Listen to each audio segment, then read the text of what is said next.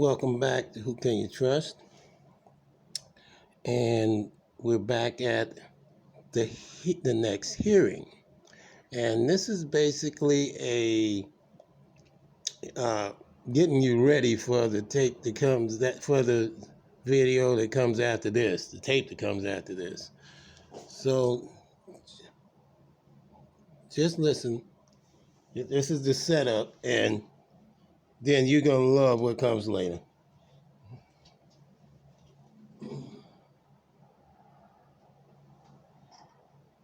Now, ladies and gentlemen, I want you to listen real closely, because when I go off in here, I'm gonna run into a lawyer who has been appointed for me by the name of Jennifer Dixon, and I'm gonna tell her that I don't want her. Yes, I didn't accept her, and I told her that I didn't want her. I walked out of the courtroom. Okay. Now then you hear some noise of me rustling, and then the security guard coming to tell me that I had to go back in there. All right. Now, I'll turn around and go back. But this is all in this video. So, listen.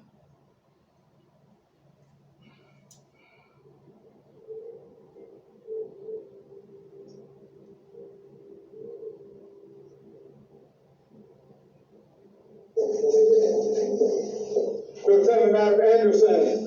Anderson.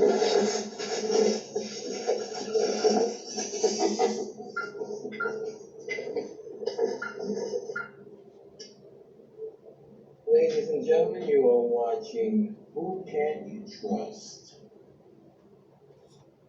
And this is a picture of Juvenile Court Judge Joyce D. Heinrich. She's the judge who's on the case, who they put on the case for my baby Melody, my 1.5-year-old daughter, that's been in custody of this crooked county here almost her whole life. Because I've been here over a year and a half trying to get my baby out of the clutches of this thing you're looking at. Okay, this is a case which is case number JB180262. Okay, in Eureka City, California, juvenile court judge. And I'm about to play you some some audios from the hearing itself on October 29, 2019 at approximately 3:57 p.m. Now, I want you to be particularly attentive to when I meet this new lawyer for the first time. My old lawyer had quit. She got so fed up with this thing here, she quit, telling her, you should have gave that baby to that man 6 months ago and went on about his business. Okay, what you find out is that this thing decided she was going to go chasing after a 30-year-old warrant, and came up dead-ended, and now she's trying to cover up one of many of the prejudicial and discriminatory mistakes that she's made during the course of this trial. She's also been recused from the trial at least one time already. And now she's back on it. So I want you to pay attention to my first meeting with this new lawyer that she's trying to appoint for me, Jennifer Dixon. And listen very closely while I tell her, I don't want you, period. But a little later on at this trial, after I told her she wasn't going to be my lawyer, I turned around and left out. Whatever, they sent a... Welcome back, ladies and gentlemen. And here's the hearing.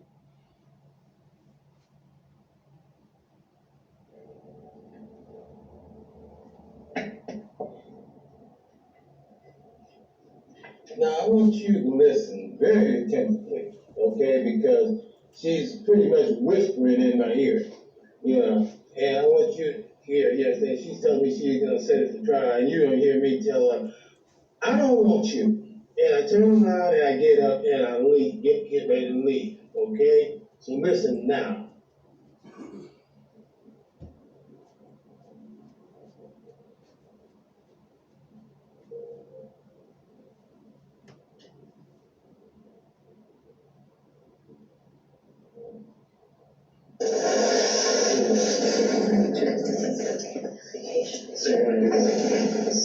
Stop trying to be unified with your child, so I'll send that for trial. Because I know that that's what you want. You still want to be in this child.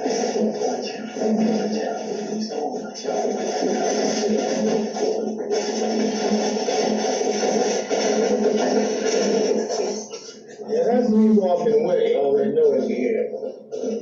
Okay. Alright.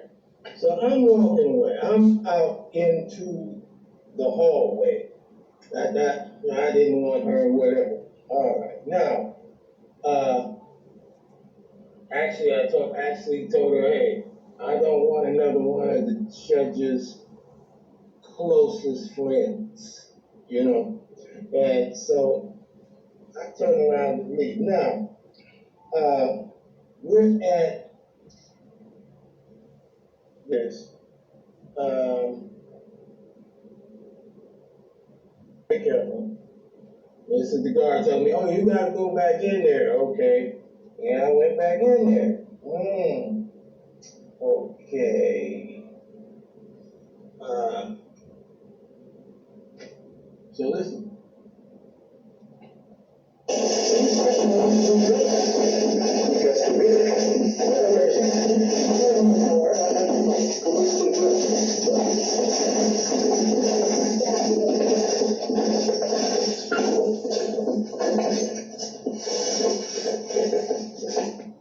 Now this next little item, I'm back in the courtroom, back in front of it. I didn't turn around and come back in.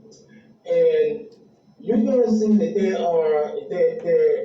adamant, they're hell bent on, giving me a lawyer I don't want. And just met, and it's not even been appointed really, and so that they can carry on at me. There's nothing wrong with me. I'm not incompetent, never have been diagnosed to be incompetent or in lack of wits in any kind of way. So how are you? So you think you're just gonna come in and just gonna direct my life when it comes to my children? Okay, well we'll see. So just listen to this, okay? I'm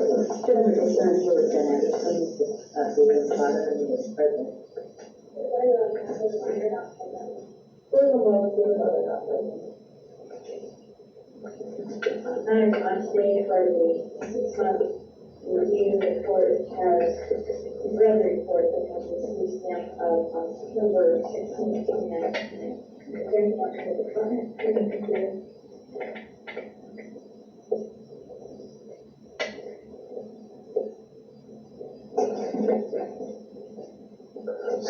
Wait, no, I'll leave it as the next one. Why are we letting that child that you don't want to come loose? Now, why is it that I was here, you went down to the chief right here? Okay, so now you tell me, I say, I'm representing you right now. Okay, yeah, I'm telling you. Now, ladies and gentlemen, all of these videos and all this evidence went before Judge Gary S. Feinerman on the 1st of October. And he didn't wait. He switched the case number and shot the case back here. So obviously he sees that there's enough evidence to hang him, but he don't want to do that. Instead, he gives the venue back to his friends in Humboldt County. So I want you to hear this last piece of evidence. Listen to this, and you'll definitely see what I'm talking about. Didn't I say that to you? Yeah. Didn't I tell you that I didn't want another of the court of the judge's best friends trying to call himself representing me? I've already been through that with Deborah Ingemar. You need to take this with the judge. I'm not allowed to quit. What do you mean you're not allowed to quit? You weren't allowed to get on. You were talking to me. You're trying to represent me, not the judge. You're not well, you are representing the court, but you're not representing me. I told you flat out that I didn't want you. Well, hold on. Don't. Huh? What did you say? If you don't want an attorney, then we need to have to talk to the judge about that. Well, I told you at the time in front of the judge that I didn't want you and that I was representing myself. Do you remember that? I can only be relieved by court order. I cannot fire myself. You cannot fire yourself. You were never hired by me. I'm competent. I don't need you for nothing. Okay, I'm just saying. What? What are you saying? Okay, listen. Okay. Yeah, let me give you the Zoom number so that you can discuss this with the judge tomorrow, okay? What? Oh, you want me to? Okay. Oh, sure. Why not? Let me get my ink. Do I have what? Do you have a smartphone or? Sure. But just give me the number. I have a pen in my hand. Yeah, it's not too bad. Zoom in the morning at 8:30. There's the Zoom number is 443 323 980. 980. Let's double check you got that right. 443 323 980. Yeah, I have it right. And I'll tell the judge you don't want me as. No. You didn't have. Why are you repeating effort? Didn't I tell the judge while you were there the last time we were in court that I didn't want you? It just doesn't work that way, though. I mean, I am an officer of the court. I have to do. Yeah, and I'm the child's natural guardian that's been respected for the last million years since people have been on this planet. Before the court saying you. Okay, so I don't. So I told you that you couldn't represent me, and you went ahead without my consent. While we were in front of the courtroom. Oh yes, okay. Right to this case, so I saw your article about you in the paper, and that was really neat. And I would like to help you get your child back, but there are certain steps you have to take. Look here, lady, if you saw that article, you know that I came here from Illinois. And if you know that I came here from Illinois, you know that that California law, is something that doesn't even come into my purview. Because I'm still considered an Illinois resident. So if you don't understand that, why are we even talking? I love you because I have the duty to contact you when you contact me, and you did. And so I'm giving you the Zoom number, and I'm telling you you have to ask the court. Okay, well I'm calling about Baby Melody, and you were on that case. So you were there when they made their little decision, and their decision was to put my baby up for adoption. Is this what you're telling me? I was not there. That was Javier Barraza. That was who? Hold on. Oh my goodness. So when did this? Hold it, because I want to get this straight. You're telling me you weren't there for that ruling that a guy by the name of Javier Barraza? No, let me explain. I was there. It was one of my first cases that I was taking over for someone else. I was there when your parental rights were violated, but I wasn't there when the things that led up to that happened. So I wasn't there to assist you to make sure that didn't happen. So well, let me ask you a I question. would like to help you get your baby girl back, but there's paperwork that needs to be filed. I'm talking about my daughter Melody now also. Okay, I'm not. Yeah, but there was a year that went on before I ever met you. Yeah. Whatever happened caused that judge to do that. Cause that judge to do to make an illegal ruling. I mean, like you said, it went on long before you got there, and you know, and while we were in the courtroom, you heard me stand up and tell her that I was representing myself. So, what do you think about? You think that was caused that judge? I don't care what I caused that judge. That judge is totally illegal. That judge has been removed from the bench on this case once. So what do I care about what that judge? Because anything that judge is doing is just straight out Is the retaliation. lady judge that you're Huh? upset with? Huh? Which judge is it that you feel has been unfair to you? Is it the female judge, or was it an older male judge? No, I mean, what judge was it before? It was before Judge Heinrich when this ruling that I wasn't there for went down, right? It's usually Judge Heinrichs. I was just wanting to make sure that you didn't feel someone else had treated you unfairly as well. Well, Sometimes there are other judges there. I'm just trying to narrow it down. Well, bottom line is, like I said, Judge Heinrich had already been removed from the case once, you know. So why would I be worried about her coming on to make another illegal ruling after she, dismissed all her prior rulings in the case over the last year? Well, she is the presiding judge of the juvenile court. Yeah. She's who you get unless, certain rulings take place. So she is hearing new baby's case 2. No. I'm still on case 1, and because case 1 isn't over. Okay, and case 2, as far as this is concerned, shouldn't even have been, because case 1 was illegal. All right. So and since they've already been busted, on illegal case 1, going on to case 2, is twice as bad as far as felonies are concerned. For all involved. So I'm not. I mean, right now, this is really a kangaroo court going on here. With all of the kangaroos. With your permission, what I'd like to do tomorrow is I'll set what's called a Marsden hearing. That is a hearing for you to fire me and to ask the court to represent yourself or to get. I've already done that. I've already done that. You were there.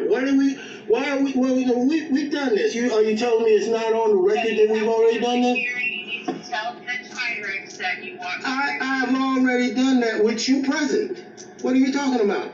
This is a special procedure in order to. A special procedure? You want me to repeat that? You want me to repeat effort? What is it? It's not on the record that I told this woman that I was representing myself, and it's been erased also? Has that been erased also? She. Say I want to represent myself, and they just let you do it. Huh? But juvenile court, they don't necessarily just let you represent yourself. Well, necessarily, I've been in that court a lot longer than you have. But the thing of it is, I'm that baby's father. I'm going to respect your wishes, and I'm going to ask the court to have a hearing where you can fire. I don't listen. And why would I legitimize that hearing by even allowing it when it's already been before this woman and we've already done this? And this is going on to the next step. This ain't stepping backwards. Well, this needs to be part of the record to Well, yeah, well, I'm asking. That's what I'm asking. I'm asking you. You're telling me that when I stood up and told her I was representing me, that that's not part of the record. What, it was not granted. It was not what? It simply was not granted. It was not. Who? I mean, if it's not granted, I mean, if it's not granted, I mean, you weren't granted at that time. You had just come into the courtroom. I mean, this is the first time I'd ever met you, first time you'd ever met me. So at that particular time, I didn't have an attorney, right? Procedure, I'll see you on Zoom. Okay, yeah, I'll see you on Zoom too. Yeah, so we'll see who's zooming who. All right. Mm-hmm. Yeah, all right. Bye-bye. Uh-huh.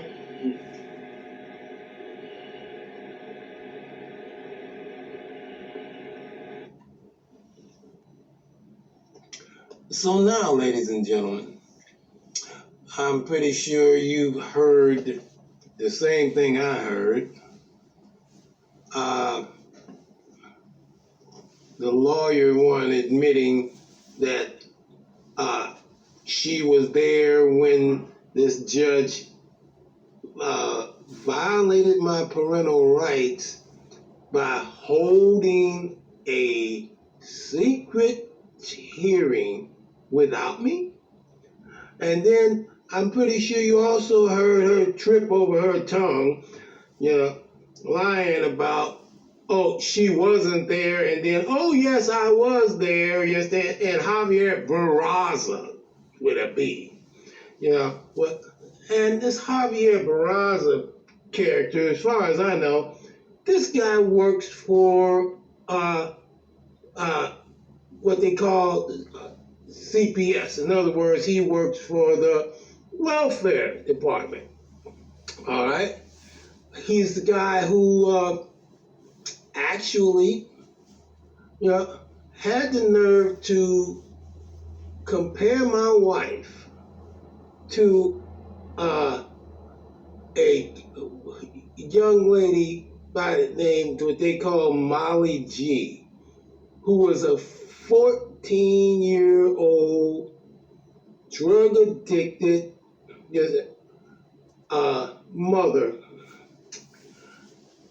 And I'm like, and he kept rolling around talking about, I've had cases like this before. I've had this case, the Molly G case. Now, Love is a civil engineer for the city of Chicago. Where does Love and Molly G meet at any vector, anywhere? But just hold on.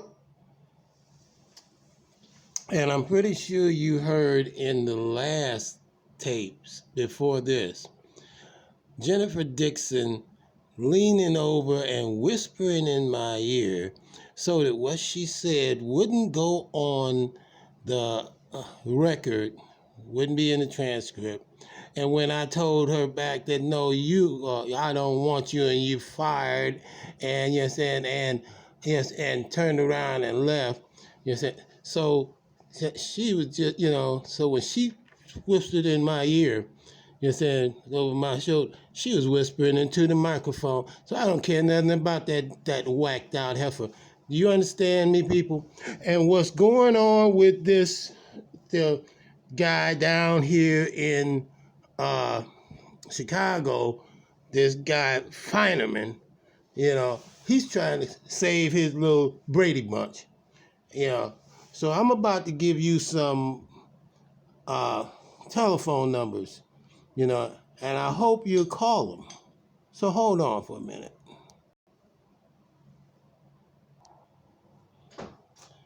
So, ladies and gentlemen, in conclusion, I filed the case. The case went in front of Feinerman as case number 20C5825, Anderson versus Heinrich, before judge in the U.S. court in Chicago before Gary S.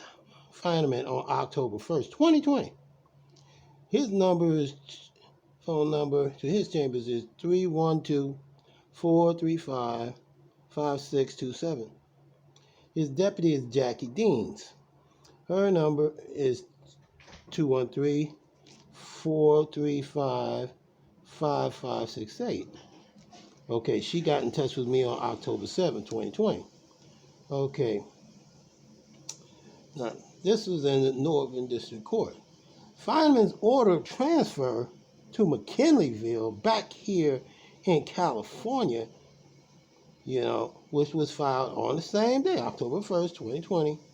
Yes, it changed the case number to 120 CV 06867 RMI, and it changed the jurisdiction from diversity, which would allow diversity under Federal Statute 1332, that would allow for jurisdiction and venue in the federal court in Illinois, and he probably changed it to federal question, which allows for jurisdiction in Humboldt County. But I'm not a resident of California or Humboldt County, so my case is supposed to be in Chicago, not here in Humboldt County.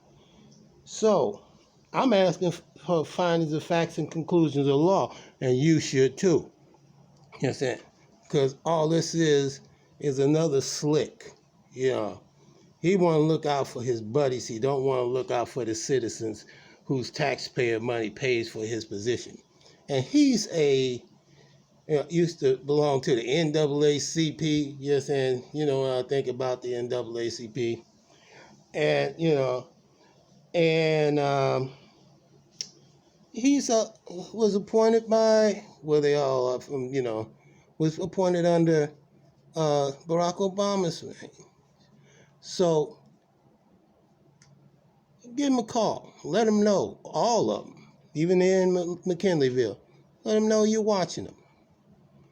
You know what they're doing. Help us out. Good night.